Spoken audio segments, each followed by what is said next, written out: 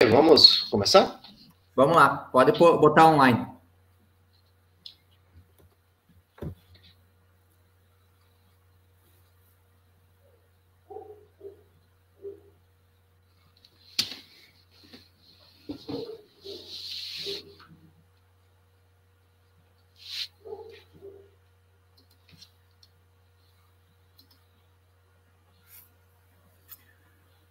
Boa noite a todos.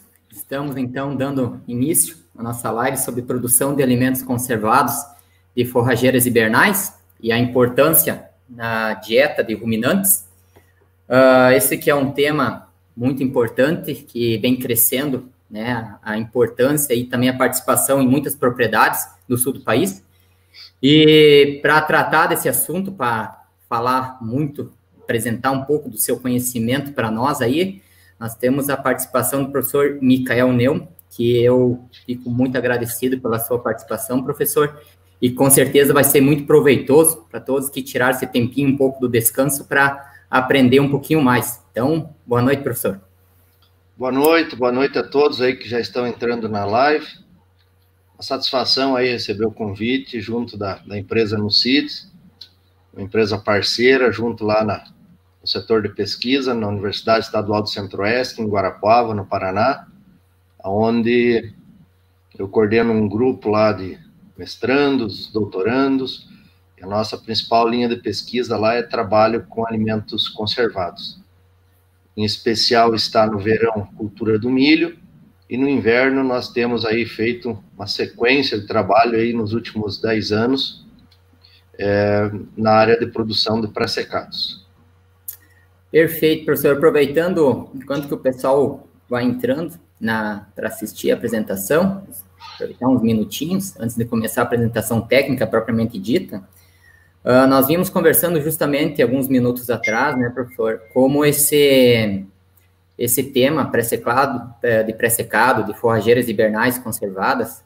Claro que a gente tem regiões como a região ali de Castro, né, que sempre foi um polo de muita tecnologia, que sempre adotou muito a técnica, mas como isso vem crescendo a nível de Brasil, a gente tem regiões, eu particularmente sou do oeste de Santa Catarina, e a quantidade de produtores, prestadores de serviço, né, e também produtores que adquiriram as máquinas mais tecnológicas, que deram mais eficiência a isso tudo, e como está aumentando a participação desse alimento na dieta, né, dos sistemas mais intensivos, principalmente, né. É uma realidade. Nós vamos tentar mostrar um pouquinho do cenário aí, justamente o que vem acontecendo nesses últimos anos, e esperamos aí satisfazer a necessidade aí de informações aí do grupo que esteja presente. Perfeito. Professor, se esperar completar uns 5 minutinhos, daí a gente começa a live, o senhor começa a sua apresentação, e já destacando realmente que nós estamos começando essa primeira live da empresa Nucid, né? Nós temos programados pelo menos 6 lives, uma por semana, e o objetivo das nossas apresentações, dos nossos pesquisadores, professores convidados, é justamente a gente passar informações bastante técnicas, né? Que num curto espaço de tempo a gente tenha bastante proveito disso, e já convido a todos que estão participando que no final da apresentação nós vamos deixar uns 10 a 15 minutos, pelo menos, para responder os questionamentos, né? Porque, claro, o professor trouxe uma apresentação que ele vai fazer para nós apresentar, mas, com certeza, principalmente produtores, técnicos, já têm algumas dúvidas sobre o assunto, né, inerentes, que tem no dia a dia, e fiquem completamente à vontade para fazer essas perguntas. Eu vou anotando, e no final da apresentação nós vamos ter aí uns 20 minutos de conversa para sanar essas dúvidas todas, que justamente, como a gente vinha conversando, como por mais que a técnica em si já é bastante antiga, mas cada vez mais ela está sendo praticada, né, nas propriedades, e com certeza gera muitas dúvidas, às vezes muito simples, mas que ainda tem poucos técnicos, né, que às vezes conseguem discutir com tanta propriedade como o professor aí vai poder conversar com nós. Professor, gostaria de fazer algum comentário? À vontade. Não, tranquilo. Nós vamos decorrer aí de algumas questões básicas durante a live. É uma realidade, como você falou, no Sul, mas não diferente, está se expandindo muito no Centro-Oeste, na região de Minas, e isso um pouco, claro, em função de vários aspectos, né, que nós tivemos de ocorrência aí nos últimos 10 anos, né. Sim. Desculpe, professor, esse assunto que o senhor tocou realmente chama a atenção. A antiga Atlântica Sementes, né, mas ainda a mesma empresa, apenas hoje no CID, ela é bastante conhecida nesse setor de forrageiras hibernais, né, ela criou bastante esse mercado, principalmente com forrageiras de maior potencial, né, forrageiras selecionadas realmente, e é impressionante como cada vez mais a gente vê produtores de Minas, São Paulo, de outras regiões, vim nos perguntar, né, tanto em feiras ou até mesmo no celular, no WhatsApp, da possibilidade de produção desses alimentos com irrigação, né, nos períodos de inverno, né, quais materiais que se adaptam, e com certeza também eles têm as forrageiras tropicais lá de altíssima produtividade, e mesmo no verão acaba utilizando isso para conservação e estoque para os períodos de deficiência, né. Então é impressionante como é um tema muito atual, e é algo que veio para ficar e vai cada vez aumentar a proporção, com certeza. Ok. Bom, podemos iniciar então, Esteban? Pode iniciar, fica à vontade, professor. Boa apresentação e bom proveito a todos. Muito obrigado e sejam bem-vindos todos ao nossa live. Bom, nosso objetivo é hoje ter um foco sobre produção de alimentos conservados a partir de forrageiras hibernais. E, claro, qual que seria a demanda, a sua importância do ponto de vista nutricional. Nós estaremos aí abordando de maneira bem objetiva, bastante simples e deixando um espaço totalmente disponível ao final para devidos questionamentos e podermos aí fazer uma boa interação no assunto em questão. Nós estaremos levantando alguns pontos aí do cenário atual de produção de forragens hibernais no sul do Brasil, alguns desafios na conservação de forragem, quando nós comparamos a produção de pré-secados e fenos, os prós e os contras de cada sistema de conservação. Estaremos falando também um pouco sobre parâmetros que definem a escolha ou que devem ser levados em consideração na definição da espécie forrageira a ser cultivada. E, claro, a sua importância, né, na dieta de ruminantes. Bom, de maneira geral, um pouco no cenário atual, o primeiro contexto é que nós temos ainda um grupo muito grande de produtores, inclusive de técnicos, que nesta área de produção de pré-secados e fenos, a partir de forrageiras hibernais, ainda há muitas dúvidas, né, um desconhecimento sobre o uso, sobre a função e a importância destes formatos de conservação de alimentos na nutrição de ruminantes. Uma coisa que muito me chateia é quando muitas vezes se faz uma relação, né, que silagem é sinônimo de silo, pré-secado é um sinônimo de plastificado e feno seria um sinônimo de fardo, quando na verdade silo, plastificado e fardo simplesmente seria a maneira ou o local onde o alimento é conservado, né? Silagens, pré-secados e fenos, eles podem ser produzidos a partir de diferentes espécies forrageiras, em diferentes momentos de colheita e sob diferentes manejos, determinando assim um uso, muitas vezes específico, conforme os desafios que se encontram nas diferentes propriedades rurais. Uma questão que muito fez crescer, né, o uso ou o cultivo de espécies hibernais dentro do sistema de integração lavoura-pecuária é justamente nós termos aqui no sul do Brasil 3 momentos muito distintos, né, dentro de um planejamento de sucessão de culturas.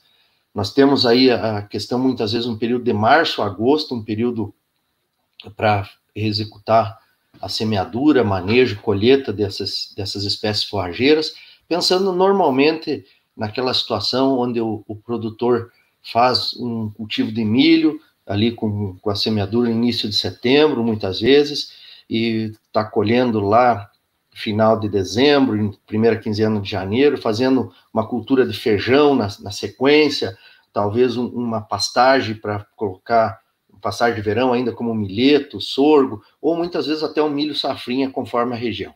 E aí nos sobra esse período hibernal, muitas vezes aí, ao redor de 6 meses, né, para ser trabalhado com pastagens de inverno. Também já temos um outro período um pouco mais deslocado, que seria de maio a setembro, onde normalmente vem milho na entrada da primavera, ou a cultura da soja com milho safrinha, né, e também nos permite daí ter um período mais curto, ao redor de 150 dias de uso. E um período bastante extenso aí, que é aquele produtor que está baseado somente no cultivo da soja no verão. Então, normalmente ele trabalha lá de outubro até março com a cultura da soja, e nos sobra aí um período de abril a setembro, outubro, aí para trabalhar com as pastagens de inverno. E nós temos diferentes ferramentas, diferentes espécies forrageiras, né? Mas a grande questionamento nesse momento, em termos de cenário para se produzir forragem na época de inverno, é como tornar produtivo, né, esse período hibernal e, claro, não produtivo só do ponto de vista de forragem, mas do ponto de vista econômico, como um segundo negócio na propriedade. A cultura do trigo, ela veio perdendo ano a ano, ou é muito oscilante de um período para outro, né, quando se fala em ciclos de anos, em termos de interesse agronômico por parte dos produtores rurais, em função de ser uma cultura que tem maiores riscos de produção, com a ocorrência de geadas, veranicos, e também nem sempre a cotação do grão está equivalente ao anseio desses produtores. Do outro lado, nós vemos um mercado de pré-secados que cada vez mais se fortalece. Os sistemas de produção, sejam de leite, sejam de carne, estão se fortalecendo no atual cenário econômico brasileiro, de tal forma que buscar um ponto de equilíbrio entre produtividade e custos fixos de produção numa fazenda. Logo, o uso de pré-secados em animais com maior potencial de produção passa quase a ser obrigatório na formulação de uma dieta para esses animais. O desafio, então, dentro desse contexto, naturalmente, é buscar alternativas a se obter altos rendimentos por unidade de área e maximizar a concentração de nutrientes para se produzir os alimentos conservados.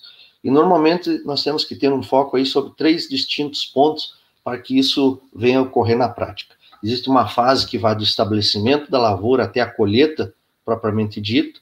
Existe a fase que seria o momento de confecção até o momento de início de uso, que normalmente precisa aí de 21 a 28 dias, e a fase do uso desse alimento conservado até o término da silagem, até o consumo total.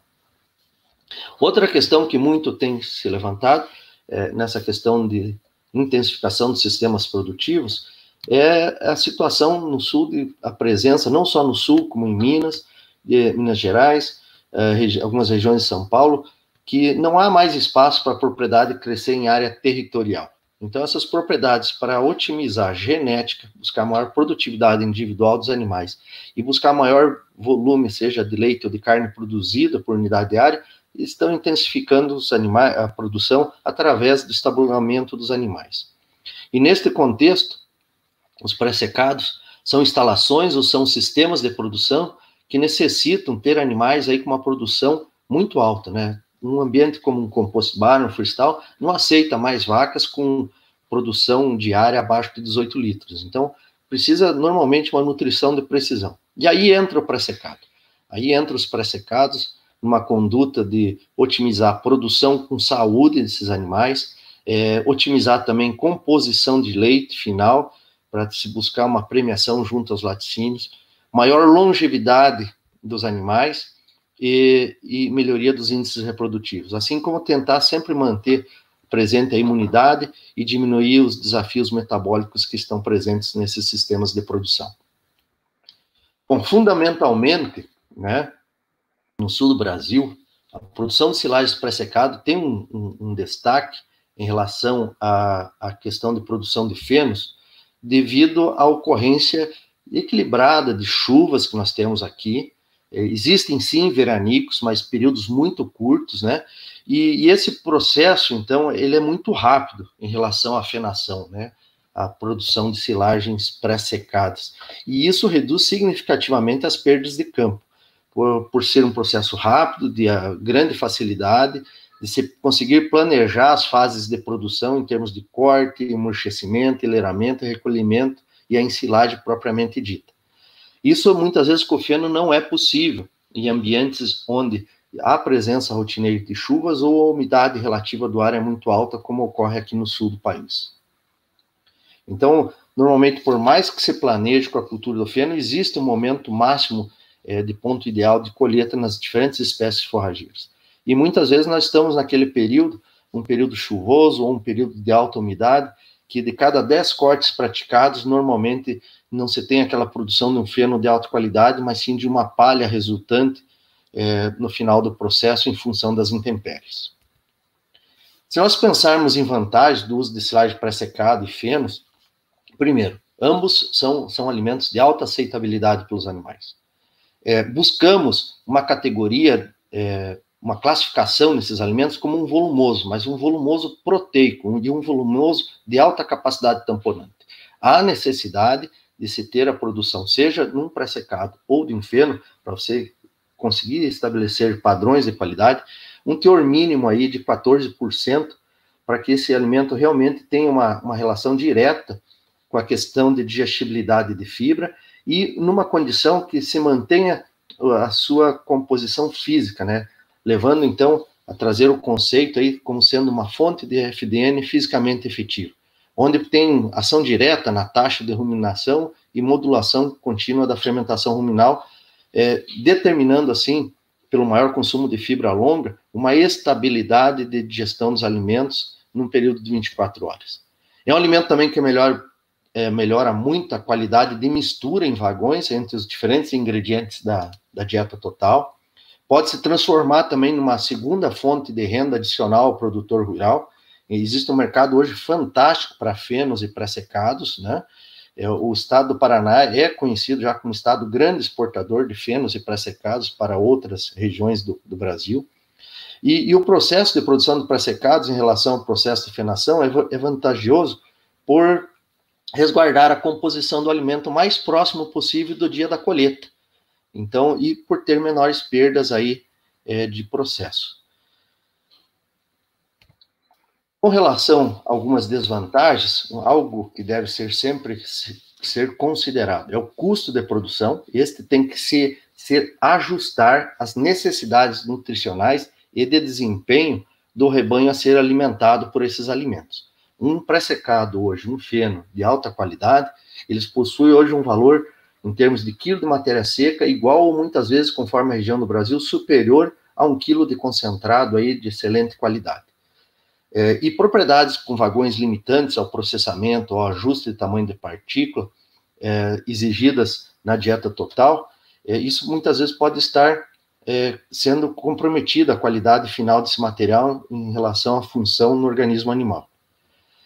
Outra questão de desvantagem em relação ao pré-secado ao feno é que a deterioração é mais rápida, né, quando exposto ao ambiente. Então, a estabilidade aeróbica desse material tem que ser trabalhada. E nós temos ainda uma preocupação de aumentar o número de empresas terceirizadoras de serviço aí na confecção de pré-secados em algumas regiões do Brasil, para tornar disponível essa técnica, né, essa ferramenta a todos os produtores rurais. Bom, dentro dessa conjuntura do cenário atual aí da produção de forragens, nós estaríamos agora começando a citar alguns pontos básicos sobre os desafios no processo de conservação de forragem na forma de pré-secados.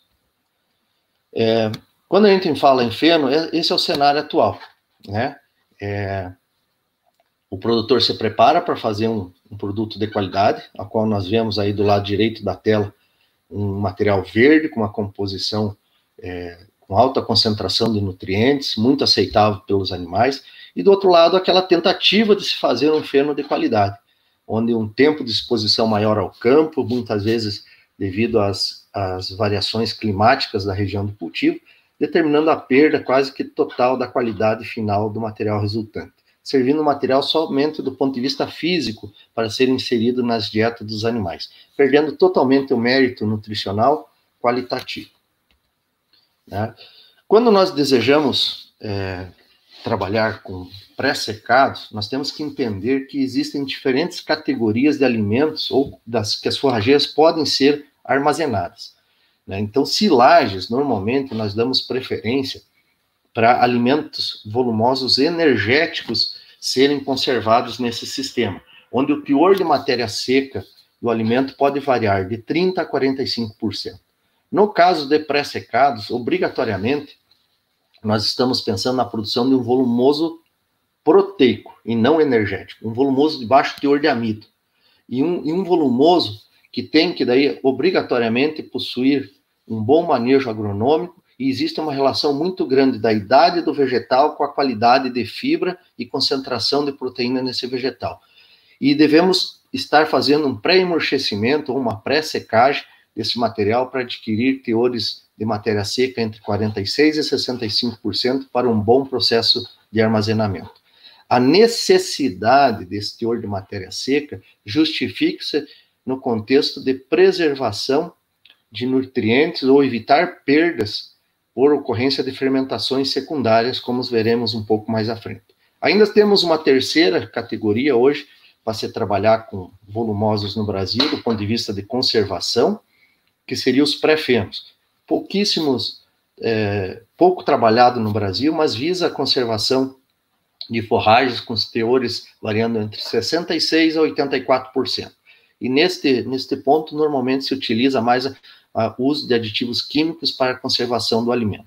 E aí, propriamente dito, temos os fenos, né, onde o teor de matéria seca deve ser elevado em patamares superiores a 85% para um bom período de estocagem e não comprometer o seu valor nutricional.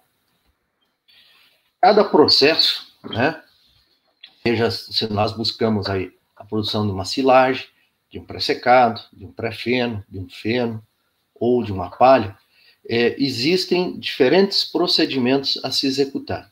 Em especial, nós estaríamos mostrando aqui os pré-secados, onde tem uma necessidade de uma desidratação. Normalmente, as plantas forrageiras encontram-se aí com teores de matéria seca de 15% a 25% no momento da colheita, e nós precisamos fazer uma desidratação para alcançar um patamar de 46% a 65%.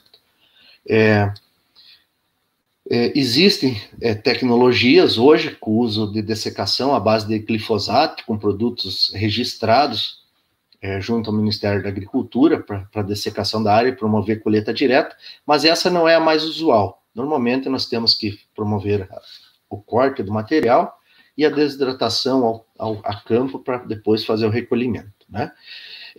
Quando nós trabalhamos com pré-secados de alta qualidade, também não buscamos picagem do material. Tentamos preservar o seu tamanho físico natural no contexto de ser uma excelente fonte de fibra longa para os animais. E por ser um alimento de alta palatabilidade, os animais acabam não selecionando no coxo em função do maior tamanho. Então necessita corte, secagem, enleiramento, revolvimento, emurchecimento, né? E aí a ensilagem propriamente dita, a qual passa pelos mesmos processos de fase aeróbica, de transição anaeróbica, até chegar a um momento estável, assim como é praticado na produção de silagens. A forma de armazenamento desses alimentos, seja uma silagem ou um pré-secado, eles podem ser armazenados em diferentes tipos de silo, né? E sempre estará envolvendo fatores químicos, físicos e microbiológicos. E esses pontos têm que ser considerados no processo de produção para evitar eventuais perdas de processo. Entre os pontos críticos, né, nós temos aí a total necessidade de adequação do teor de matéria seca pelo seguinte motivo. Todas essas forrageiras, elas se apresentam sob uma constituição química de um teor elevado de matéria mineral, normalmente ultrapassa 10%, em algumas situações pode chegar a patamares de 18% de matéria mineral, principalmente em função de contaminação desse material entre o corte, enleiramento, espalhamento desse material, coleta dele para ensilagem, e a questão de ser um material jovem, que também já traz em sua composição uma maior concentração de minerais. Esse é um fator totalmente negativo à queda de pH durante o período de fermentação, associado também a um valor alto de proteína, a qual grande parte é degradada, produzindo amônia, que promove um efeito alcalinizante, onde é normal, então, esses materiais alcançarem um uma estabilidade fermentativa com pH nunca menor a 4,5. É normal a gente verificar em análises bromatológicas valores aí de 4,5 a 5 de pH. Um pH este que, se estivermos trabalhando com maior teor de umidade presente na massa ensilada, vai favorecer condições ambientais internas no silo para o desenvolvimento do grupo de bactérias do gênero Clostridium, a qual executa uma fermentação secundária baseada no consumo do ácido lático, que é convertido em butirato, e as perdas, neste caso, podem ultrapassar a 50% do volume de matéria seca ensilada, e redução do valor energético final, ou de digestibilidade da fibra final, desse volumoso, por ocasião do seu uso. Outra questão também muito importante na produção de pré-secados é que se promova um planejamento. Um ideal é sempre promover um planejamento para o menor tempo possível de exposição aeróbica entre a secagem do material no campo e o tempo de fechamento de silo. Né? Buscamos normalmente aí períodos de secagem aí, que sejam variando aí de 4 a 12 horas, e um período de enchimento de silo também inferior a 12 horas para manter as condições químicas originais da planta para início da fermentação, reduzindo as perdas, e esse material, no momento do uso, estar o mais próximo possível da composição daquele material do dia da colheita. Um ponto muito importante a ser ressaltado é a máxima higienização durante o processo de colheita e de armazenamento. Então, evitar agentes contaminantes no pré-secado. Terra é uma questão, assim, que regulagem adequada de equipamentos, a questão de densidade de plantas presentes no cultivo, e principalmente a questão de utilizar áreas que não guardem resíduos do cultivo antecessor. Por exemplo, plantar as espécies hibernais em sucessão à cultura do milho. Uma palhada que seguramente 3 meses à frente de sua colheita, que onde estaria já um momento propício à colheita de espécies hibernais para pré-secado, está lá todos os colmos e parte residual da planta presente, com um grau de desenvolvimento de micro-organismos muito intenso, o que vem a causar uma contaminação muito alta do pré-secado, colocando em risco aí não somente a questão de armazenamento desse alimento pela sua deterioração, mas a questão de possíveis agentes aí também que venham comprometer a saúde dos animais, em especial as micotoxinas. E, claro, a limpeza do ambiente de armazenamento como sendo totalmente obrigatória por ocasião da confecção dessa silagem. Esses são os 3 pontos aí para a gente evitar, ou, como dizer assim, o ponto de partida para se ter sucesso. Alguns fatores de risco, então, né, com a estabilidade aeróbica do material. Necessitamos criar um ambiente hermeticamente fechado, com excelente massa específica, para se conservar as forrageiras na forma de pré-secados. Então, forrageiras, seja com alto teor de amido ou açúcar, claro, no caso de pré-secados estaríamos falando em presença de açúcar, há um maior risco, um fator de risco de ocorrer a perda da estabilidade. Essa perda de estabilidade, em palavras mais simples, significa atividade microbiana que eleva a temperatura do material ensilado, e ela ocorre normalmente na presença de oxigênio. Também devemos tomar um cuidado na elaboração de pré-secados, ajustando o teor de matéria seca de forragem. Se nós pensássemos no sonho, né, seríamos ter um pré-secado entre 50% a 55% de matéria seca. Isso, muitas vezes, devido à operacionalidade, condições climáticas, promove uma variação aí de 45% a 65%. Mas devemos sempre evitar um excesso de desidratação, não passando de 65% de matéria seca final, para se ter uma boa compactação, uma boa massa específica, né, desse pré-secado ensilado, conseguindo assim expulsar o oxigênio e permitir uma condição o mais rápido possível pós-fechamento do silo para uma boa fermentação. Então, claro, não somente a massa ensilada, mas também fatores de regulagem de máquinas ou trabalho com equipamentos no silo para se obter uma boa massa específica final. Um outro fator que pode comprometer, né, a estabilidade é a temperatura do ambiente. Então, no caso pré-secado, é muito comum seu armazenamento em plastificados, sendo ideal que ele seja armazenado em locais com maior quantidade de sombra ou que fique poucas horas diariamente exposto aos raios solares. Isso aumenta muito a vida útil desse alimento conservado nesta forma. e a preservação do ambiente ensilado, né? Proteger, né, o silo de armazenamento para evitar eventuais falhas de vedação que coloca totalmente em risco a manutenção do valor nutricional, gerando grandes perdas pós-confecção do alimento. E quando nós temos também um problema de poucos ácidos produzidos na fermentação em função de lavouras que não recebem o bom manejo agronômico ou que passam por estresses ligados às condições climáticas, como uma seca rigorosa, uma estiagem extensa, né, que pode estar diminuindo significativamente aí a concentração de açúcar ou de carboidratos solúveis, a obtenção de uma boa fermentação. Neste caso, nós temos pouca produção de ácidos normalmente mais fracos e que não geram a estabilização de uma fermentação e a conservação sequencial desse alimento. Esses são os pontos a ser considerados dentro do processo de produção de pré-secados. Bom, quando nós não temos essa estabilidade, quais são as consequências, né? Isso significa, de forma direta, perdas de nutrientes, né? E essas perdas de nutrientes podem ultrapassar patamares de 30%. Podemos estar perdendo a sanidade do alimento pela produção de micotoxinas, uma relação direta também com decréscimos na digestibilidade da FDN, impactando diretamente no consumo dos animais, gerando com isso, claro, decréscimo seja na produção ou na receita da fazenda. Bom, o terceiro ponto a ser comentado na live de hoje é a escolha das forrageiras hibernais, né? Então, assim, de maneira geral, qualquer espécie forrageira pode ser utilizada para a produção de pré-secados. Nós temos aí os exemplos das forrageiras perenes estivais, gênero Cynodon e Braquiária são as mais utilizadas. Nós temos forrageiras anuais estivais, como o gênero Braquiária, Peniceta, sendo trabalhadas, né? Nós temos aí as forrageiras perenes hibernais, a mais utilizada é a alfafa, e aí temos uma gama muito grande de forrageiras anuais hibernais, estando ali a aveia preta, a aveia branca, o azevém, o centeio, o trigo, a cevada e o triticale como opções totalmente viáveis aqui no sul do Brasil.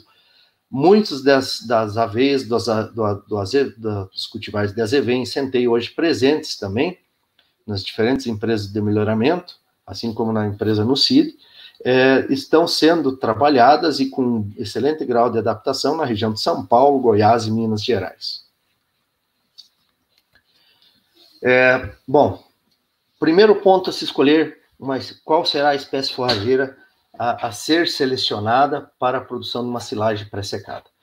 Se nós desejamos, se a necessidade na fazenda for a produção de pré-secado de baixa relação FDN, proteína, isso significa dizer o quê? Buscar a produção de um volumoso proteico, um alto teor de proteína, acima de 14%, valores esses que podem chegar, como eu vou mostrar mais à frente, até patamares de 28%, conforme a espécie forrageira, e buscar menores teores possíveis de FDN. Menores teores possíveis seriam valores aí variando entre 40% a 60%, para se caracterizar, então, esse volumoso a uma classificação de proteico ou de baixa relação FDN-proteína. Em especial, aqui nós damos ênfase às forrageiras não graníferas ou que, na sua composição, não apresentem amido. Estaria aí em evidência a aveia preta, a aveia branca e os azevens. Quando se deseja produzir já um pré-secado com FDN estruturado, onde se busca não somente o potencial químico ou de concentração de nutrientes na nutrição dos animais, mas também uma fibra estruturada para promover um efeito físico no organismo animal, como ruminação, formação da camada flutuante no rumen, nós podemos aí estar utilizando, além das aveias e o azevém, e pode estar sendo inserido aí o centeio, o trigo, a cevada e o triticale. E a colheita daí desses materiais se faz na fase de pré-florescimento, enquanto que a produção de pré-secados de baixa relação FDN e proteína se faz no estágio vegetativo.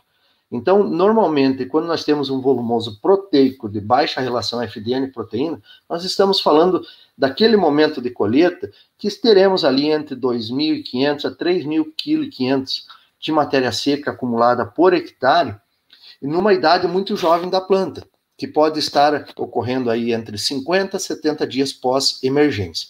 Quando estamos buscando a produção de um pré-secado com a necessidade de uma fibra estruturada, nós já estamos falando talvez de um corte sucessivo, um segundo corte, ou um corte único que esteja ocorrendo em pré-florescimento.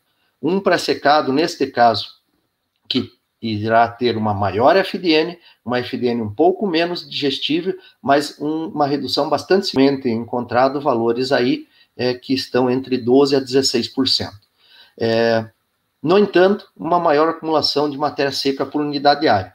Então, muito mais importante, às vezes, do que a espécie forrageira, né, é buscar, assim, nós sabemos o custo de produção, a necessidade quantitativa desse alimento para a fazenda, a sua função na dieta animal.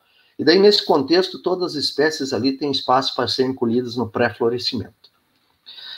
E também teremos daí a questão de produção de silagens. Faltou talvez eu inserir ali silagens com presença de amido, onde nós daríamos foco principal ao uso aí do trigo e da cevada, onde nós estaríamos colhendo esses materiais, então, em momento de colheita de grão farináceo. Um manejo agronômico muito direcionado à manutenção do stay green, né, com aplicação de fungicidas, associado a uma boa fertilização de nitrogênio em cobertura, para você alcançar essa planta próxima à maturidade fisiológica, já lá no grão farináceo, uma alta produtividade por unidade diária, mas uma FDN de menor digestibilidade e um teor proteico bastante baixo, eu diria um teor proteico inferior a 12%. E seria mais um volumoso com características energéticas do que proteica. Então, vocês vejam que nós temos uma possibilidade de trabalhar com espécies hibernais de inverno em diferentes funções do alimento na dieta dos animais, em diferentes custos de produção e sob diferentes focos desse alimento, sendo alguma na parte física, outra na parte química da dieta dos animais. A escolha do forrageiro, então, nós temos que considerar vários fatores, né? Não somente um direcionamento de uso, mas a questão, assim, o valor nutricional que se deseja no volumoso perante a elaboração da dieta que se tem nas diferentes categorias animais na propriedade, o potencial de produção e, talvez, muito mais importante, quanto produz a forrageira, mas como é distribuída essa produção durante o seu ciclo. Também temos que contar aí com as empresas de melhoramento sobre disponibilidade de semente de qualidade. Existem, infelizmente, ainda vários anos que nós não temos disponível algumas espécies forrageiras dentro do volume que o mercado necessita. É algo que tem que ser melhor trabalhado, né? E, claro, uma empresa que ofereça já hoje semente certificada, semente que não tenha no seu processo de confecção passado por dessecação, que traga problemas de plantas infestantes para a sua propriedade, né? E que são sementes classificadas, que facilite o processo de estabelecimento. Hoje, quando nós falamos em uma espécie forrageira hibernal, nós não podemos mais pensar como antigamente de uma semeadura a lanço. Obrigatoriamente, hoje essas sementes elas têm qualidade, boas empresas nos fornecem semente de qualidade, temos que executar a semeadura com o uso de plantadeiras e obrigatoriamente a adubação de base na linha, para sempre permitir aí um arranque inicial bastante rápido, fechando a área de cultivo e antecipando o uso dessa forrageira, seja nesse caso para pastejo, assim como para a produção de alimentos conservados. Outra questão muito a ser considerada dentro da escolha da forrageira é o custo de produção, dentro do que se direciona o material, se é a busca de um volumoso proteico com uma relação de baixa FDN proteína, se é a produção de um pré-secado com FDN estruturada, ou se é a produção de uma silagem com presença de amido. Isso tem que... O que faz um alimento ser mais caro que o outro, muitas vezes, é o uso equivocado ou não ajustado dentro de um bom balanceamento ou de mistura de ingredientes numa dieta visando uma produção.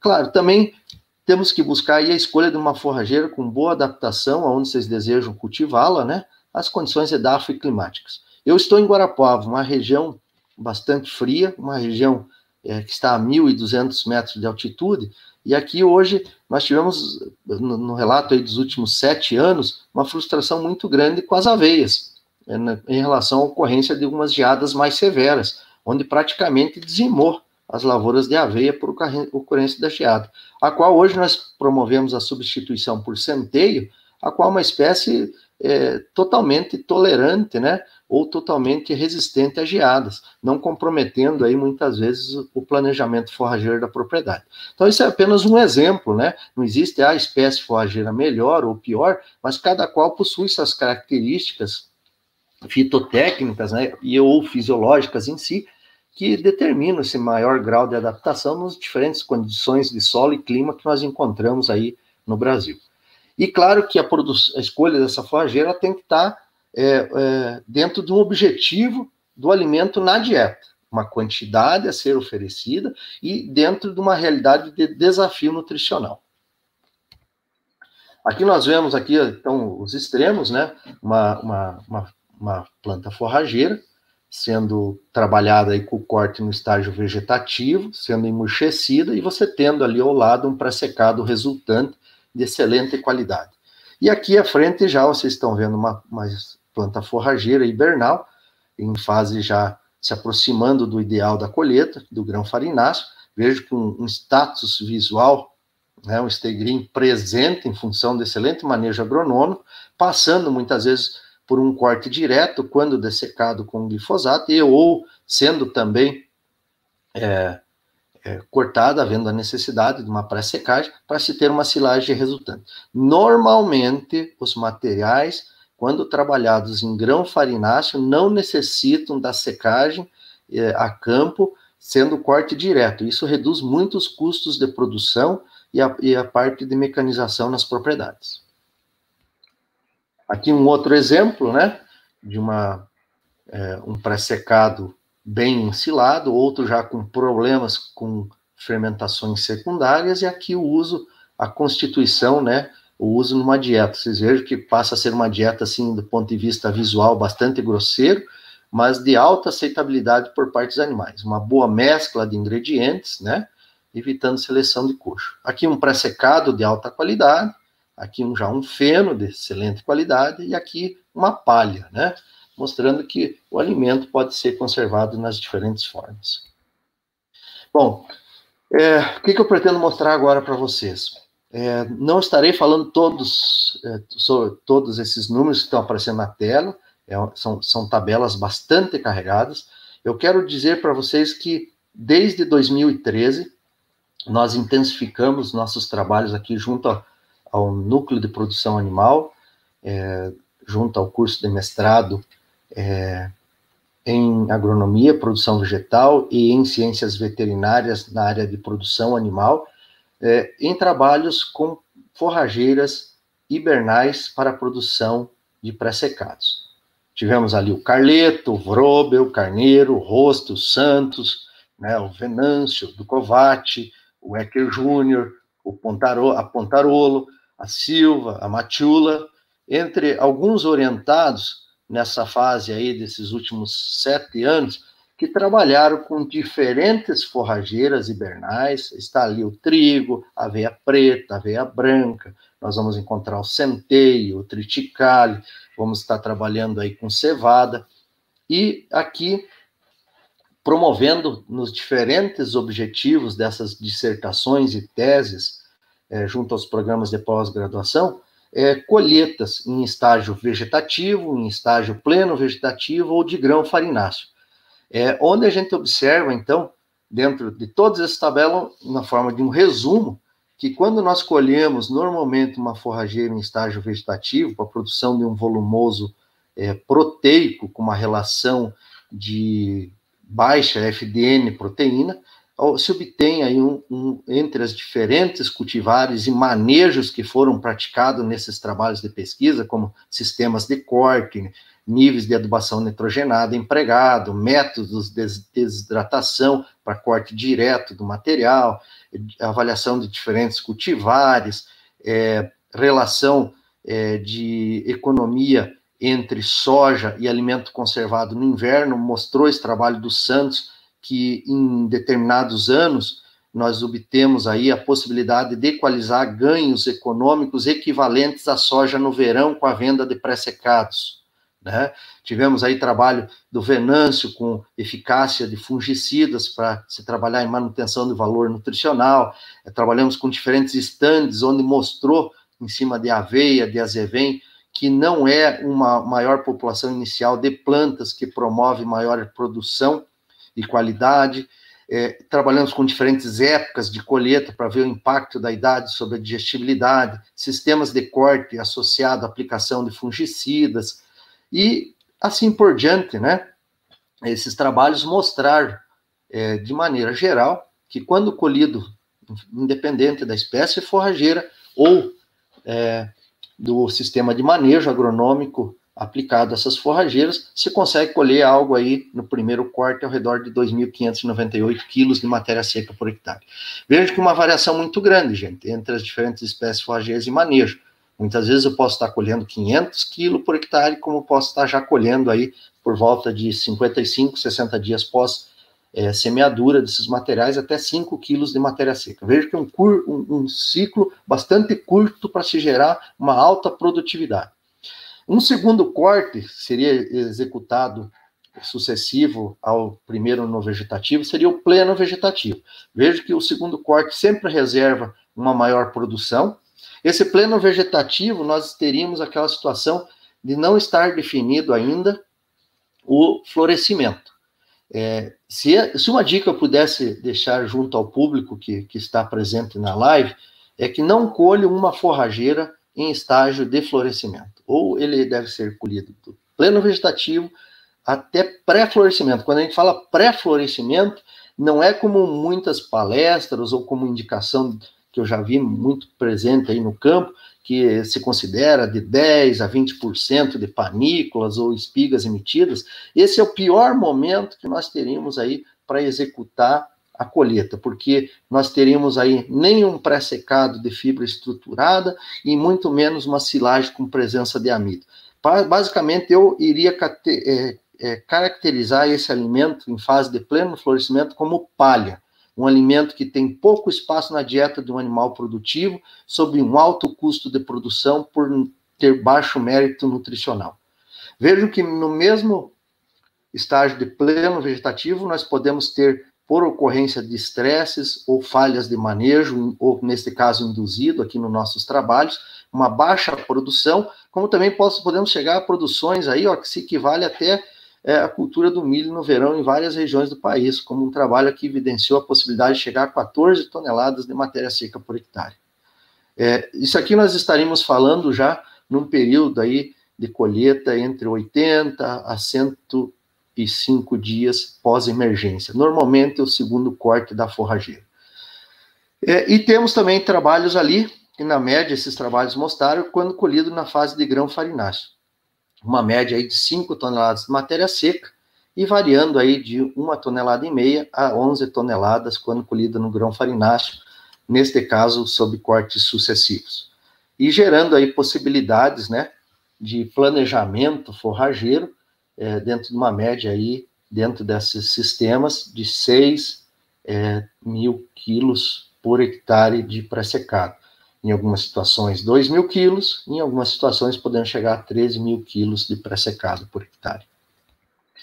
Ainda dentro desse contexto, simplesmente só mostrando os trabalhos aos quais nós fizemos aqui na universidade, e aí eu me coloco disponível também aos interessados, deixando meu contato no final da live, para remeter esses resultados na forma de dissertação, teses, e nos quais a maioria deles já estão na forma de artigos científicos, para que sejam assim mostrados esses resultados e melhor estudados em outro momento. A relação FDN-proteína indica o que nos mostra? Que, na verdade, o que buscamos com esse índice é sempre uma menor FDN e uma maior proteína, como sendo aquela condição básica a ter a máxima digestibilidade da forragem. Então, quando nós praticamos colheita no estágio vegetativo, nós vamos encontrar aí uma variação, né, de 34% a 59% de FDN e valores de proteína que estão trabalhando aí de 14% a 29%. Né? Num pleno vegetativo, a gente observa aí já o incremento da FDN, podendo variar de 40% a 74%, e da proteína já a patamares aí que pode chegar a 8% a 26%, dentro das diferentes espécies forrageiras hibernais e manejos que elas possam receber do ponto de vista agronômico. E quando se colhe no grão farináceo, nós temos aqui uma FDN que varia de 51% a 79%, e a proteína pode variar aí de 6,9% a 9%. Isso, volto a dizer para vocês, né, no primeiro caso aqui de dados produtivos, uma média de 73 tipos diferentes de cultivo entre diferentes cereais de inverno. E na questão relação FDN-proteína, aqui um compilado aí de 69 tipos diferentes de cultivo em diferentes cereais de inverno. Essa relação, ela indica o seguinte: quanto menor a relação, melhor a digestibilidade do volumoso. Então, aqui, dando sequência, a gente transformando isso em valor numérico, nós teríamos aquela situação de a cada 2 unidades percentuais de FDN, nós teríamos uma unidade de proteína, podendo variar isso de 1,3 a 3,4 unidades de FDN para cada unidade de proteína no estágio vegetativo. Quando nós trabalhamos no pleno florescimento, isso traz uma variação de 2 unidades até 8,8. E num florescimento aqui, início de florescimento, onde alguns materiais já manifestam a presença de panículas ou de espigas emitidas, essa relação aumenta, né? De 2,1 para 5,8, podendo ir a 8,9 unidades de FDN para cada unidade proteica. Claro que isso, à medida, então, que aumenta essa relação, nós perdemos em digestibilidade e, consequentemente, a participação desse alimento em dietas de alta demanda energética ou de desafios metabólicos passa a ser diminuída. Quando trabalhamos com silagens com presença de amido, essa relação varia de 5,7 até 11 de FDN para a proteína, onde passam a ser volumosos deficientes em proteína, abaixo de 10% normalmente, e volumosos que se visa a presença do amido e a sua produção está direcionada a essa necessidade de formulação de dieta. Bom, no primeiro momento podemos dizer que nós temos muitas ferramentas a serem trabalhadas, né? Temos que buscar esse conhecimento através da literatura, discutir mais esses assuntos, porque nem sempre esse tipo de informação está presente no ambiente técnico ou de produtor no dia a dia e nas propriedades na hora de formular as dietas. Como é difícil, né, você ir ao mercado e encontrar uma empresa que esteja comercializando pré-secados em cima de um laudo bromatológico, né? Normalmente temos ainda um comércio forte, mas um comércio forte que se faz em função, infelizmente, de vários momentos no ano, existir adversidades climáticas que levam à escassez de alimento nas propriedades rurais, sendo a compra de fenos e pré-secados uma alternativa do produtor para, naquele momento, manter a alimentação dos animais. Um momento esse não apropriado para compra, porque não se tem como questionar qualidade, é uma questão de necessidade, né, a se manter o nível de ingestão de alimentos por parte dos animais pela escassez do volumoso na propriedade rural. O quarto ponto a ser abordado hoje na nossa live é a importância, né, desses pré-secados nas dietas, né? Então aí nós temos uma implicação direta, que esses alimentos têm um custo por vaca-dia, tem um reflexo direto na composição do leite, na saúde ruminal dos animais, e tem uma interação direta, a dieta passa a ter uma interação direta com o programa agronômico aplicado na propriedade. Então, nós temos que estar realizando aquela fase, linkar, né, a questão de manejo agronômico com a necessidade do tipo de volumoso e a quantidade que ele está presente na dieta. Então, essa interação tem que ser buscada para viabilizar o uso desses alimentos. E quando nós viabilizamos isso, nós temos duas situações. A forragem passa a ser aquele alimento que promove menor limitação física no consumo de energia e que, por maximizar o consumo de forragem, transcreve uma maior saúde do animal. E que isso deve ser levado em consideração no balanço financeiro de uma propriedade.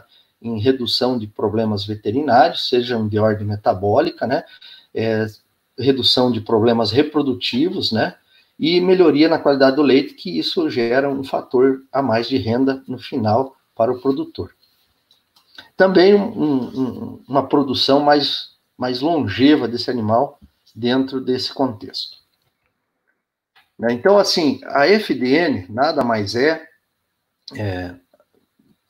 fibra em detergente neutra, traduzindo, que se refere a um método de laboratório, a qual se utiliza um detergente neutro para promover a digestão do alimento e a qual consegue separar alguns componentes, que está ali a hemicelulose, a celulose e a lignina. A soma desses 3 componentes é a FDN. E são os componentes, né, que nós nos colocamos eles como uma referência do teor fibroso do alimento, ou que determina o valor energético desse alimento. E o papel primário dessa fibra vegetal, né, nas dietas, é ser um substrato para a atuação de micro-organismos, né, na fermentação ruminal, para produzir ácidos graxos voláteis, que são as principais fontes de energia. Não queremos ter uma fibra dentro do animal simplesmente sob aspectos físicos. Nós queremos realmente uma fibra vegetal efetiva. Efetiva é aquela que relaciona-se com o micro-organismo e gera tamponamento de rumen, né, junto aos demais ingredientes que compõem a dieta. Então, essa fibra vegetal, quanto melhor a sua efetividade, do ponto de vista físico e de digestibilidade, otimizará tanto o valor energético da dieta, como o potencial de consumo e o resultado da fermentação ruminal, reduzindo as perdas de nutrientes fecais. O resultado disso é maior produtividade, como já comentamos em ambiente anterior, né? O problema é que essa fibra, a parede celular que compõe a FDN, ela se modifica muito rápido em espécies não graníferas, em espécies como as forrageiras hibernais, onde muitas vezes 1 semana, 2 semanas de avanço na idade, ou um estresse climático, ou erro de manejo agronômico pode acentuar a concentração da fibra como um todo na análise bromatológica e reduzir drasticamente a digestibilidade da mesma. E aí nós temos aquela situação, então, que quando nós perdemos a digestibilidade, nós estamos diminuindo muitas vezes a fração mais digestível da FDN, da fibra, que é a hemicelulose, que é a qual possui um potencial de até 50% de digestão. Sob estresse, mau manejo, nós temos um potencial que vai chegar a 30%. E temos uma FDN que, em sua composição, estará participando mais a lignina e a celulose. A lignina, como sendo um componente antinutricional, que não sofre digestão, e a qual se liga a hemicelulose e celulose e limita a digestão desses outros 2 componentes fibrosos. Onde a celulose também, quando ocupa mais espaço, por um erro de manejo, por falta de práticas agronômicas ou de erro de momento de colheita, você pode ter aí sua digestão totalmente diminuída, né? Então, assim, a qualidade e a fonte de forragem tem um efeito direto na produção e na manutenção da qualidade, seja do leite ou mesmo das características de um animal terminado em confinamento.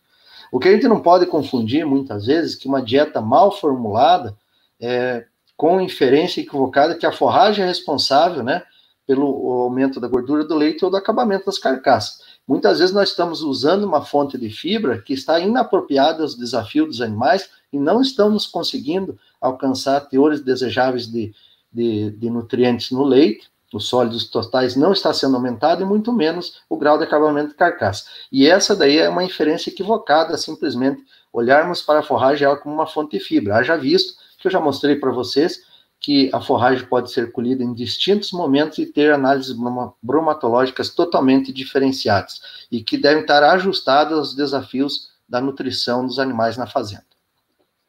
A problemática da deficiência na qualidade da forragem resulta em quê?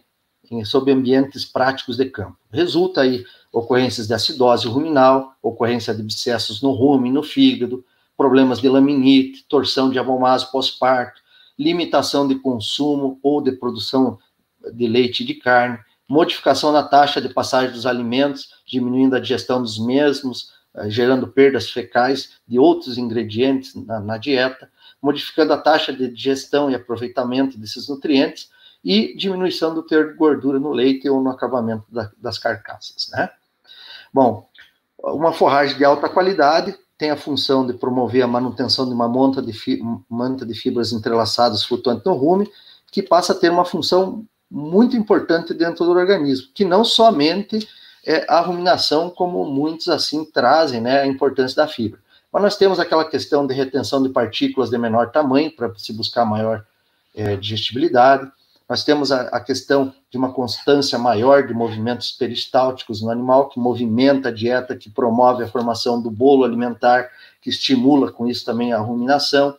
É responsável por uma manutenção também do ambiente ruminal sobre vários aspectos ou quesitos, como osmolaridade, umidade, temperatura, pH, oxigênio, população de bactérias, torna-se mais estável com o passar do tempo, né? Essa manta, tem que imaginar que ela recebe todo aquele alimento que, sob esses quesitos, estão sob parâmetros diferentes aos internos do rumen. Então, promove uma adequação do alimento que está sendo recebido no rumen para a digestão. E a eficiência, claro, de digestão é melhorada, né? Aqui nós temos, do ponto de vista de caracterização, né, a diferença entre uma silagem e um pré-secado. Uma silagem aqui que nós poderíamos estar como exemplo aí, uma silagem de trigo, uma silagem de cevada, que pode estar sendo colhida aí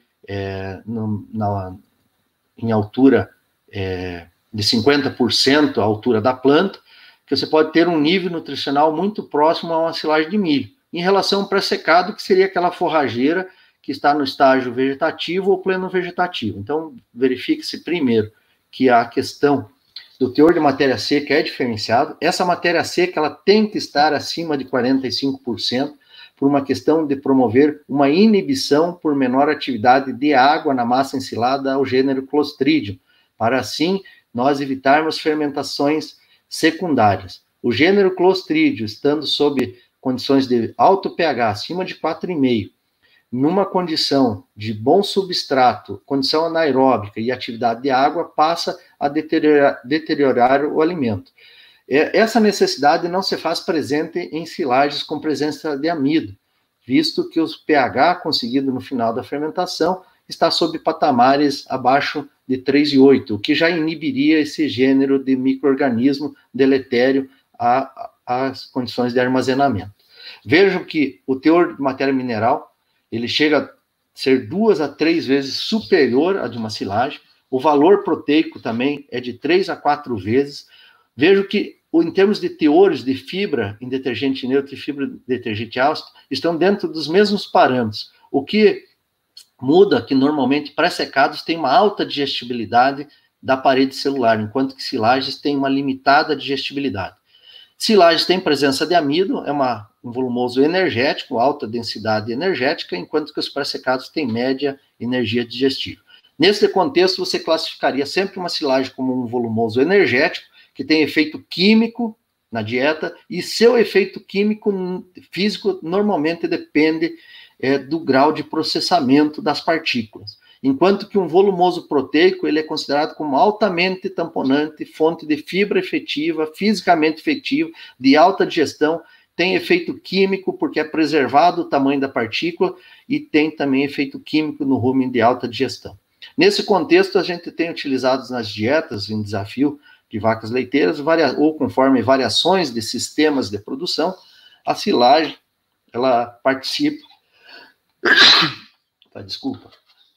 em patamares de fornecimento diário de 10 a 35 quilos, enquanto que pré-secados são trabalhados na ordem de 2,5 a 8 quilos. Relação de pré-secado a feno, pessoal, aqui a gente coloca variável, matéria mineral, proteína, e nós temos um acréscimo nos teores de fibra em função do maior tempo de exposição do material às condições de campo e em função da maior contaminação que ocorre nesses materiais na sua produção. Então, sempre o feno ele vai ser um pouco de valor nutricional inferior aos pré-secados. Veja que às vezes pode ser o mesmo dia da colheita, o mesmo momento da colheita, o mesmo manejo, mas é um tempo de exposição muito intenso, que leva a maior perdas nutricionais quando comparado a um pré-secado. E aí temos a palha, né, que não é somente um resíduo de cultura. A palha é quando nós temos lavouras mal manejadas agronomicamente ou colhidas fora do ponto ideal, onde os teores de fibra, então, são muito altos, com baixa digestibilidade, né, e a inclusão na dieta passa a ser muito deficiente, valores aí de 0,5 a 2 quilos. Algumas sequências de trabalhos, gostaria de mostrar aqui os extremos, um trabalho do Venâncio, um orientado de mestrado, a qual trabalhou aqui com 3 espécies forrageiras, trigo, aveia branca e aveia preta, e colheu esses materiais com 60 dias após semeadura, e um intervalo de 21 dias, um segundo corte. Então, vejo que um primeiro corte bastante baixo, né, não chegando a 1.000 quilos de matéria seca, um custo de produção altíssimo, enquanto que o segundo corte já preservou aí patamares acima de 2 toneladas de matéria seca. Aqui, numa associação com e sem aplicação de fungicida, né? Então, buscando aí variações, né, num curto espaço de tempo, aqui nós teríamos uma previsão já de conseguir essa colheita por volta de 50 dias, mas esse trabalho específico passou por pós-semeadura, aí um período aí de aproximadamente 10 dias de estiagem, que atrasou um pouco a emergência das plantas. Mostrando, então, aí a diferença de um corte para o outro em termos de produção, mas aí uma situação também no material que é composto basicamente de 100% folha, onde não há efeito de fungicida na fase vegetal, e de medida que você vai para o plano vegetativo, já uma manutenção da quantidade de folhas em função da presença do fungicida, independente da espécie forrageira, quando comparado ao mesmo manejo sem aplicação de fungicida. E isso transcrevendo, claro, aí, em variações de proteína aí muito alta, né? Um primeiro corte aí, um volumoso aí, variando de 22% a 25% de proteína.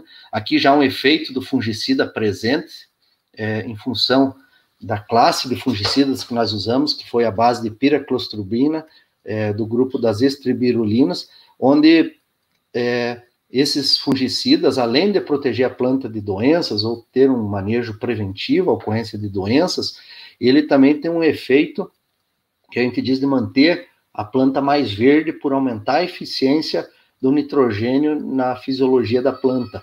De tal forma, isso é evidenciado pelos maiores teores de proteína em análise bromatológica quando trabalhado com esse fungicida. E aí, alcançando aí FDNs bastante interessantes, ao redor de 50%, não tendo um impacto direto aqui do fungicida, mas veja, uma FDN que menos da metade dela é a FDA, que estaria a celulose e a lignina, que são os componentes menos digestíveis, né? Então, uma FDN de alta digestibilidade, né, mostrando aqui também que o fungicida tem um impacto de segurar essa lignificação, diminui o estresse da planta, diminuindo a lignificação, e nesse contexto, apresentando menores teores de FDN do que uma lavoura sem fungicida. E daí, quando colocada a amostra dessa forragem dentro de um ambiente de rumen para avaliar a velocidade de digestão ruminal, você tem aí uma aveia branca com fungicida, com uma capacidade em 48 horas de incubação de 82%. Veja que é uma digestibilidade equivalente ao grão de milho, mas quando sem fungicida, não tendo variações nos teores de fibra, mas devido à maior lignificação, uma redução aí de 12 unidades percentuais na digestão, caindo para 70%. Nesse mesmo trabalho, ele foi feito sequência de cortes, tanto na fase vegetativa e depois na fase de grão farináceo, para a produção de silagem.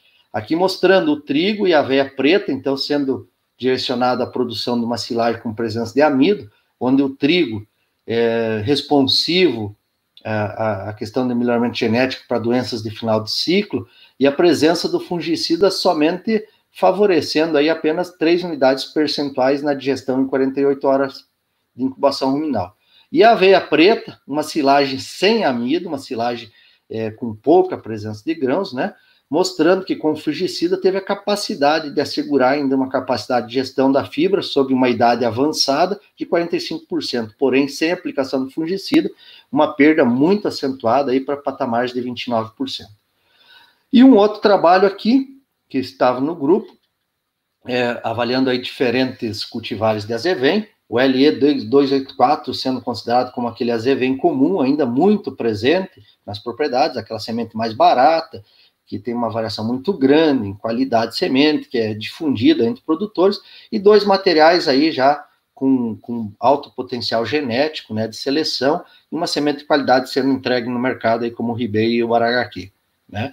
Esses materiais passaram por 2 cortes sucessivos, ou melhor falando, um manejo que recebeu corte só no pré-florescimento, e enquanto que esses materiais receberam corte no vegetativo e depois em pré-florescimento sequencialmente. Vendo aqui, num efeito acumulado, né, que quando a gente utiliza uma semente de melhor qualidade, sob um manejo de fertilidade, de fungicida, você podendo angariar aí uma produção aí de uma variação de 3 toneladas a mais, né, com a sequência de cortes, né, e isso em relação a um corte único, onde se teria uma forrageira aqui no pré-florescimento, simplesmente como fibra estruturada. E aqui nós teríamos uma parte da produção na forma colhida no vegetativo, de altíssima qualidade, né, para inserir na dieta, e depois uma fonte de pré-secado com FDN estruturado. E alcançando aí, vocês vejam, ó, no vegetativo, desaparecimento ruminal em 24, 48 horas, novamente aqui, ó, passando de 80%, e com ênfase aqui ao Baragaqui, um material que vem despontando no campo aí, em termos de capacidade de digestão, né, chegou nesse ensaio aqui no estágio vegetativo a pegar 91% de digestibilidade ruminal em 48 horas na fase de vegetativa, e depois uma fibra estruturada, conseguindo ficar a patamares próximos a 60, que para uma forrageira isso é de alta, dá para se chamar de alta qualidade, né? Patamar de 58%. E claro, aqui um direcionamento direto, né? Olha quanto se perde se utilizar uma forrageira mais simples com menor valor nutricional. Muito bem. Espero aí em poucas palavras, em pouco tempo, ter passado um pouco da minha vivência prática, de campo, de pesquisa, agradecer a paciência de vocês estarem juntos essa noite aí com o grupo, e deixar um recado final, né, que seguramente as coisas vão evoluir numa velocidade muito mais rápida nesse ambiente de produção de pré-secados. E nós devemos, então, promover a produção e a utilização de pré-secados no Brasil, dessas diferentes culturas disponíveis, não como um rótulo de alternativa de oferta de volumoso para épocas de escassez dos pastos, mas sim como uma estratégia de planejamento das propriedades com status de forrageiras para a produção de volumosos de qualidade e que sejam continuamente mantidos o uso na dieta animal. É isso que eu vejo como futuro, e dentro do exposto, eu falo muito obrigado a vocês e estou disponível aí a eventuais questionamentos nessa nova fase aí da live. Ok, Esteban? Boa noite, professor, novamente. Primeiramente, quero agradecer a todos que estão participando, né, que estão aí tirando um tempinho para aprender um pouco mais sobre esse assunto, que, como o professor deixou bastante claro, né, professor, há uma variação muito grande, uma mesma espécie, né, há uma variação muito grande do alimento colhido, né, então tem que casar isso muito bem com o objetivo que o produtor quer alcançar desse alimento, né. Eu vou começar com algumas perguntas que eu recebi, e com isso a gente já pode ir discutindo um pouco, tá?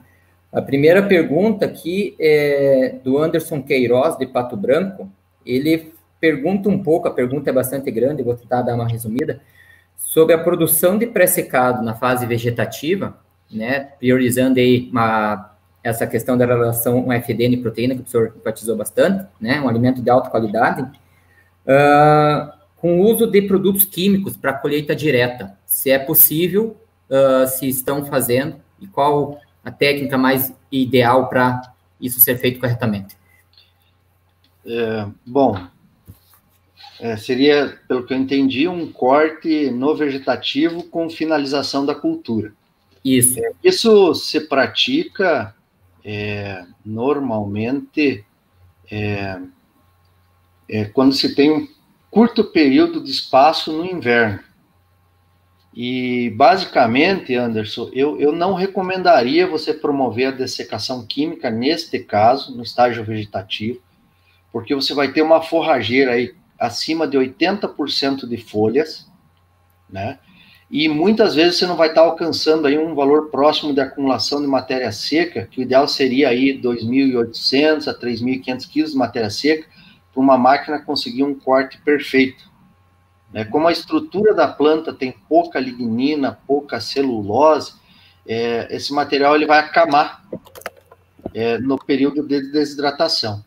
E é muito denso ali, muita quantidade de folhas, principalmente se a gente pensar em azevém, aveia, e nós teríamos uma condição aí que levaria uma contaminação muito alta, né, nesse corte direto, porque você estaria trabalhando com plantas aí com 30, 35 centímetros de altura e um corte pelas máquinas aí ao redor de 18, 20 centímetros. Mas que chegaria no momento da colheita, que você estaria acompanhando a desidratação, ela não vai estar em 30, 35, ela vai estar em 20, 25, porque ela vai acamar. Né? É a questão operacional, né? Exato, operacional vai te travar. Assim, você utilizar a dessecação química, seria o ideal, assim, você ter uma acumulação aí superior a 3.500 kg de matéria seca, ter uma velocidade maior do glifosato na planta, no metabolismo, e você consegue ter aí um corte direto aí muito mais facilitado. Né? Outra questão é que se você estiver colhendo aí no pleno vegetativo, o ideal seria você colher e aguardar uns 10 ou 15 dias, porque, rapaz, a cultura nesse primeiro corte vegetativo, ela se refaz com o segundo corte muito rápido, entre 15 e 20 dias. E você poderia estar dessecando e manter aí uma cobertura de solo, a cultura sucessora, seja soja, seja milho, né? Com um aspecto aí de conservação de solo muito pronunciado, né? Mas essa é a condição que eu posso te falar no momento. Realmente muito interessante, até porque realmente, normalmente, dependendo da região, que são regiões, principalmente as regiões mais tropicais, né, tem esse interesse, muitas vezes, de querer encurtar muito a cultura de inverno, né, e às vezes segurando 15, 20 dias a mais, praticamente dobra a produção, porque o estágio inicial dessas culturas de inverno normalmente são lentas, mas a partir de 30 dias elas conseguem ter uma taxa de acúmulo muito superior, né, então às vezes vale a pena segurar um pouquinho mais e retardar um pouquinho a cultura de verão, né? Sim, sim. Mais uma pergunta aqui do Fernando Raverotti de Vacaria.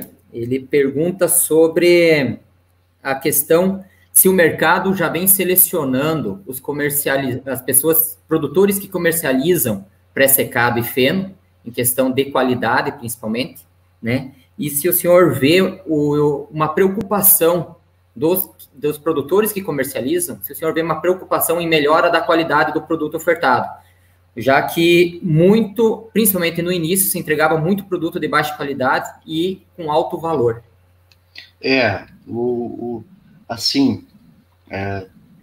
As vendas, o comércio, ele é muito sazonal. Infelizmente, a procura por feno e pré-secado se faz em maior volume, né, a procura em maior busca, quando nós temos algum problema climático. E aí a escassez das pastagens leva o produtor a suplementar pré-secados. Mas, deixando de lado isso, sim, existe um mercado forte e em crescimento, não somente para pré-secados, fenos, mas até para silagem de milho, de produtores que estão intensificando seus sistemas de produção, onde busca-se um alimento que realmente precisa acompanhar laudo bromatológico e ter, assim, aquela confiança, né, de qualidade de armazenamento, qualidade principalmente sanitária desse material, porque ele vem de fora da propriedade, e aí a gente enfatiza muito o risco de micotoxinas, ou um material que chega à propriedade e tem uma estabilidade muito baixa, vindo a deteriorar em pouco tempo, pela a questão das condições de armazenamento que se encontrasse material ou que foram danificadas no transporte desse material até o produtor que adquiriu esse pré-secado. Então, está evoluindo, sim, essa questão dos produtores que necessitam, buscar sempre parcerias ou empresas que ofereçam, né, o material sob uma constante qualidade. É um mercado muito forte a ser difundido. E você vai encontrar aí no mercado, em diferentes épocas do ano, você vai encontrar variações de preço do quilo do pré-secado entre 50 centavos a R$1 o quilo. Você veja que R$1 o quilo, pensando em 50% de matéria seca, é R$2 o quilo de matéria seca.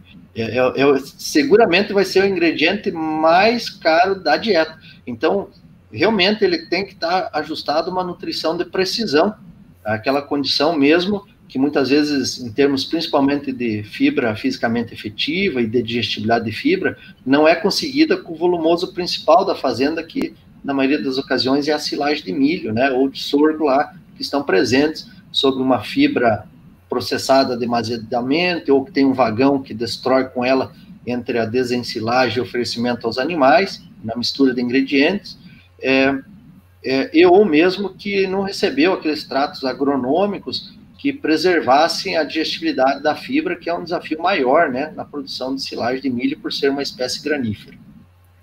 Perfeito. Até porque, como nós estávamos conversando antes, né, tem muito feno e pré-secado hoje, que o custo dele, de aquisição, é superior às próprias rações, né? Sim. Então, naturalmente, e como exigência, teria que ser um produto de alta qualidade, mas realmente, juntando até com a pergunta anterior, o problema é que ainda é feito muitas vezes de maneira não estratégica, né? Então, quando aperta a comida, acaba sendo comprado tudo que tem disponível, né? E isso, a gente, na prática, também tem muitos pré-secados de baixa qualidade, porque ainda nós não temos, assim, aquela consagração do número de empresas prestadoras de serviço. E quando se fala em pré-secado, essas empresas elas têm que ser regionalizadas.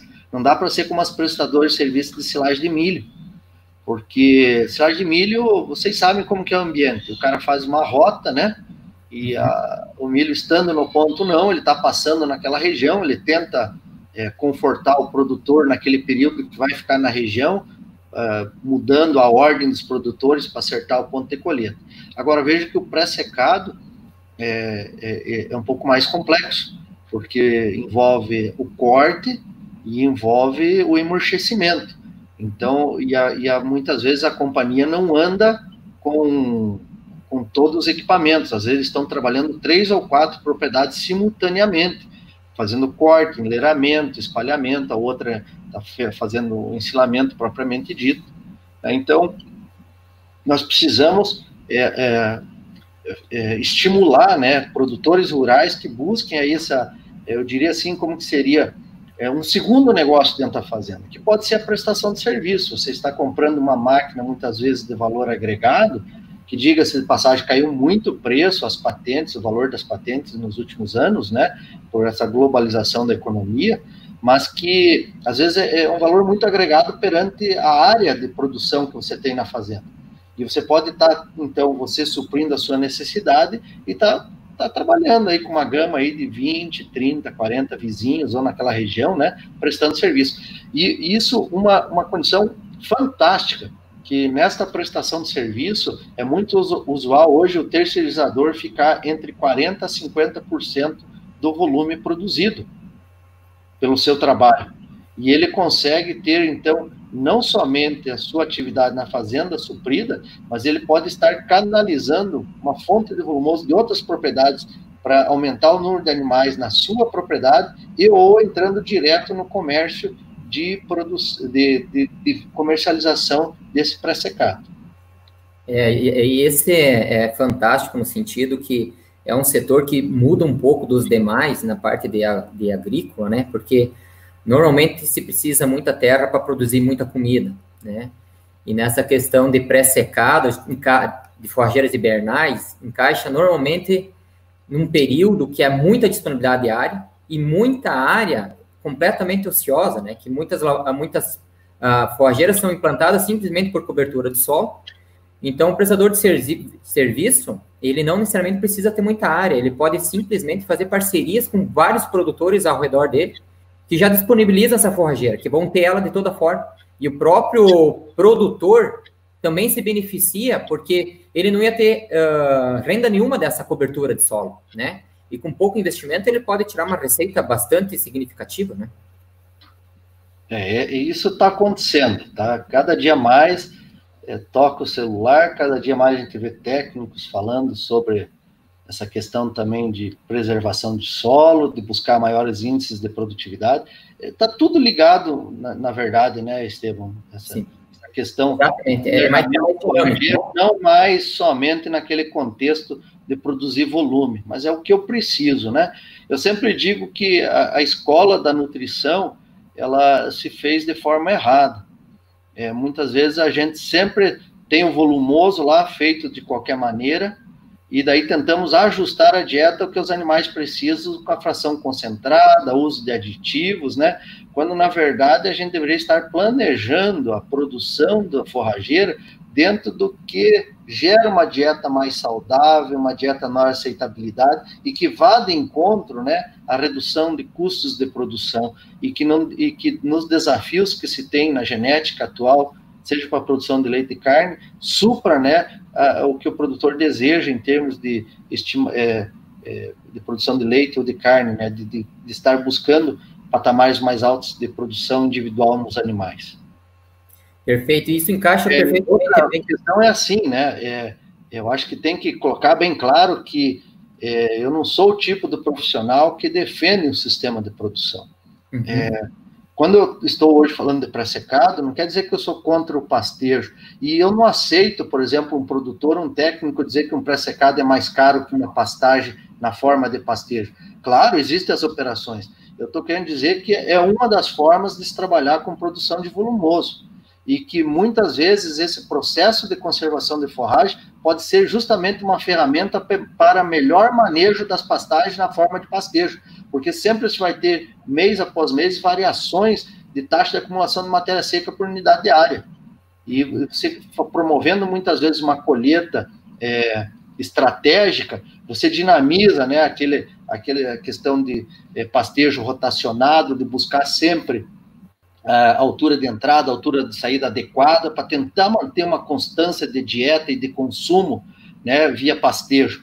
Então, a produção, muitas vezes, de um pré-secado é justamente aquela situação de evitar uma roçada que prejudica drasticamente o manejo da pastagem, por ficar aquela massa sob o solo, gerando problemas de doença, abafando a forrageira, né, gerando variações daí de estrutura física de planta, fazendo o animal selecionar, e isso tem daí, claro, consequências de dentro mesmo de um momento que você está produzindo forragem de qualidade na forma de pastejo, alta produção e escassez de produção, né? Então, isso, metabolicamente, para os animais, não é sadio, né? Pensando em ocorrência de cios, pensando em disfunções metabólicas como acidose ruminal e manutenção de composição de leite. Então, é uma ferramenta muito estratégica aí para ser trabalhado aí, mesmo em propriedades que se dizem como animais mantidos em pastejo. Perfeito. Professor, eu tenho uma pergunta interessante aqui do Daniel Oliveira de Chapecó, que encaixa um pouco no que o senhor acabou de falar. Ele perguntou se o senhor vê, diante dos sistemas atuais, que está aumentando o número de animais confinados na produção de leite, e com os custos, preços elevados do farelo de soja, especialmente, se o senhor acredita que o uso de azevém na fase vegetativa como uma proteína forrageira é uma boa técnica? Vamos pensar assim, não só azevém, aveia, né? Mas o azevém é fantástico nesse quesito, porque ele pendura na propriedade sob uma sequência de corte, pode chegar até 6 cortes, né, o azevém. É fantástico, né? E hoje nós não temos mais a problemática do azevém ser aquela cultura do mês de agosto, né? Se nós fizermos o estabelecimento do azevém em início de março, seguramente 60 dias, 50, 60 dias, nós temos o pastejo ou temos condição já de um primeiro corte. A questão é domesticar, né, Estevam? É adubo na linha, semente na linha, não fazer consórcio que prejudique ele, né, consórcio com outra gramínea.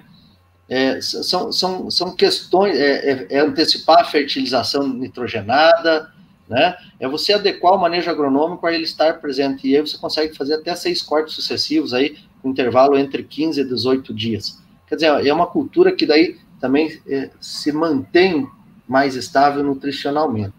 E isso pode ser feito na forma de corte direto, com oferecimento no comedouro, como na forma de fresh forage, né?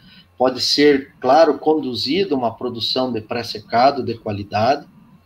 E agora, o que tem que se avaliar, é Daniel o nome? Desculpa. Daniel, é a questão dos custos, né? Às vezes o volume, o que inviabiliza não é o alimento, é o custo de produção dele.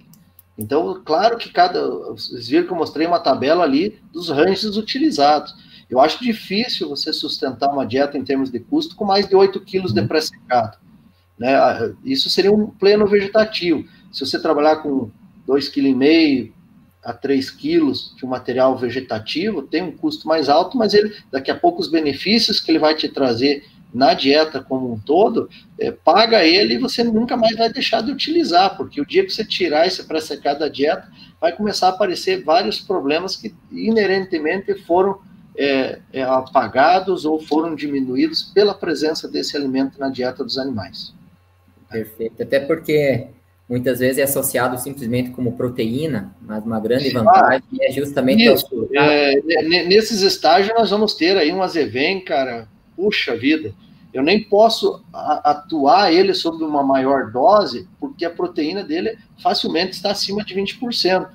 E aí o que nós temos que entender em termos de elaboração de dieta, que nós temos aí a proteína fracionada em diferentes partes, né? Algumas com digestibilidade imediata, rápida no rumen, com alta produção de amônia, uma parte da proteína que é verdadeira, que digere lentamente no rumen, não gera acumulação de amônia. Temos uma parte da proteína que tem que passar a bypass do rumen e ser liberados aminoácidos para prontamente serem absorvidos na luz intestinal.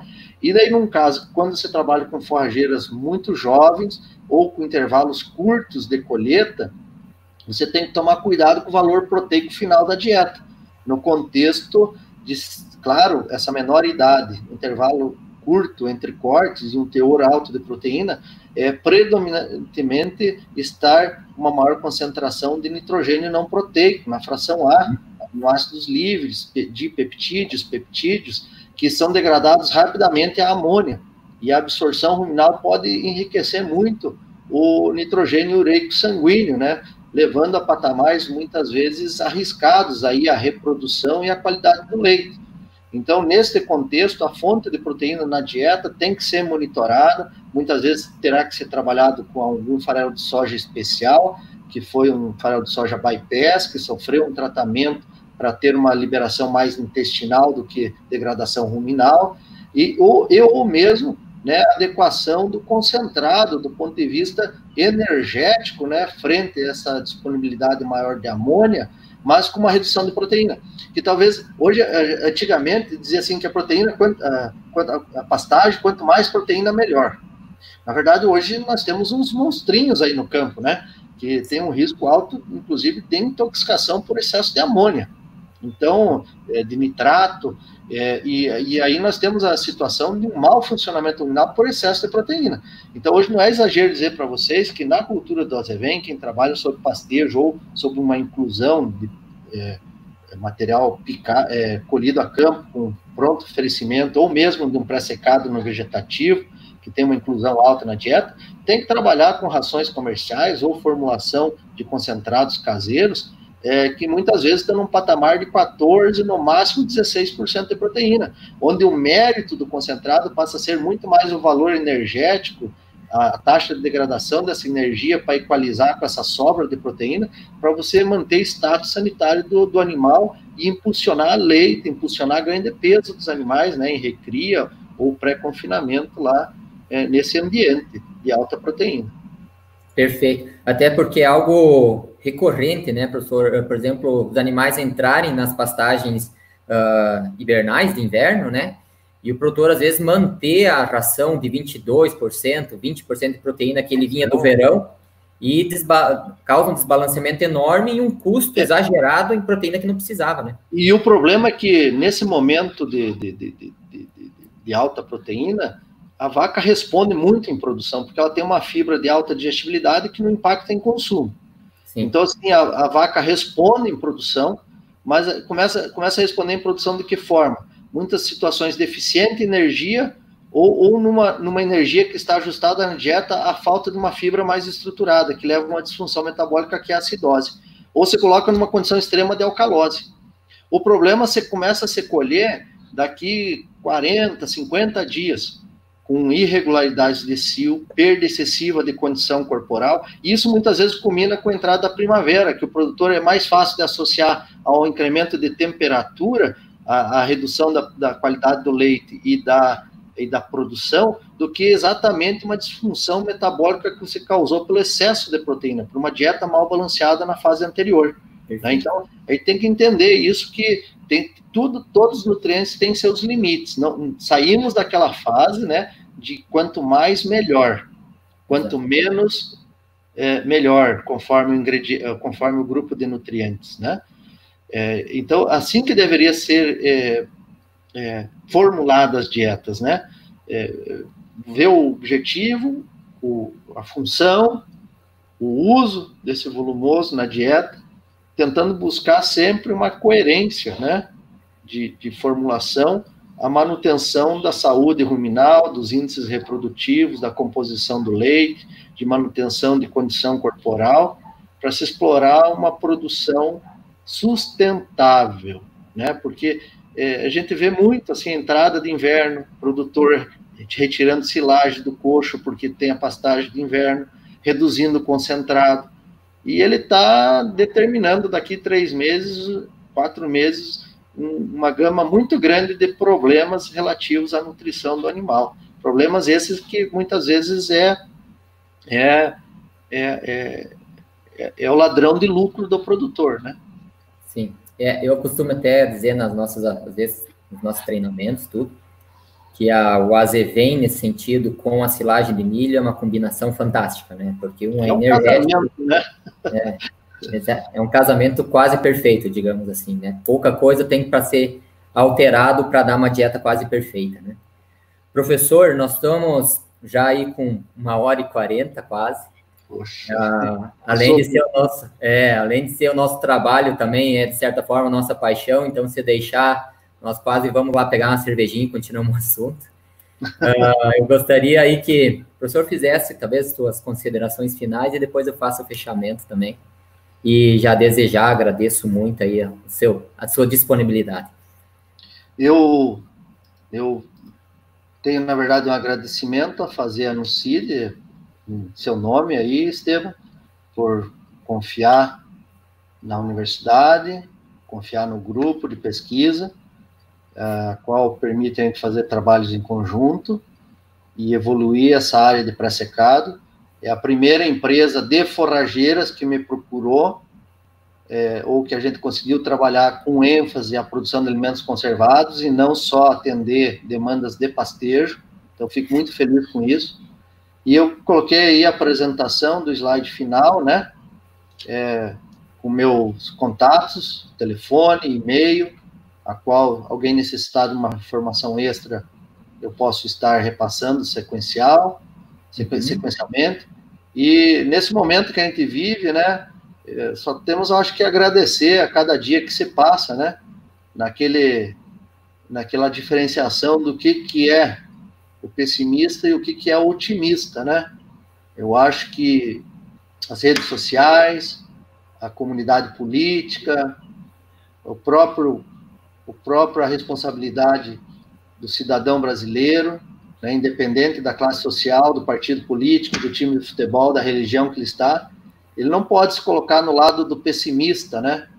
Porque seguramente nós estamos se deparando aí com esse problema que estamos vivendo e fica difícil enxergar um horizonte. Então nós temos que ser nesse momento fortes, muito otimistas, né?